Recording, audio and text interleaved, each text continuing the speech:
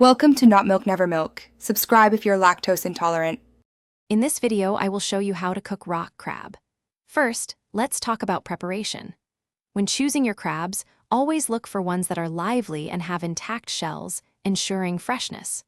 Once you have your crabs, give them a good rinse under cold running water to remove any debris.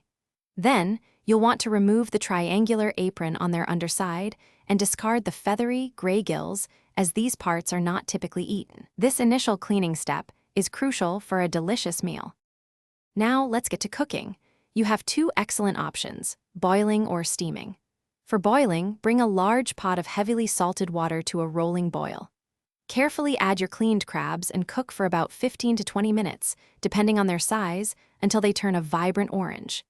If you prefer steaming, place the crabs on a rack above 1 to 2 inches of boiling water, cover, and steam for 10 to 15 minutes. Always ensure the internal temperature reaches 145 degrees Fahrenheit for safety. Once your rock crabs are cooked, it's time for the best part, cracking them open and enjoying the delicious meat. You'll want a sturdy crab cracker or a small mallet to break through the hard shells, especially on the large claws and legs. Carefully extract the sweet, tender white meat from all the sections. Rock crab meat is fantastic on its own, but it's often served with simple accompaniments like melted butter, a squeeze of fresh lemon, or a zesty dipping sauce. Enjoy every bite. Beyond simply eating it with butter, rock crab meat is incredibly versatile for various dishes. Consider flaking it into a fresh salad, tossing it with pasta for a gourmet meal, or forming it into delicious crab cakes.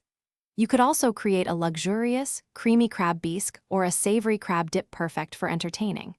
If you have any leftovers, store the cooked meat in an airtight container in the refrigerator, where it will stay fresh for up to 2 days. Get creative and enjoy.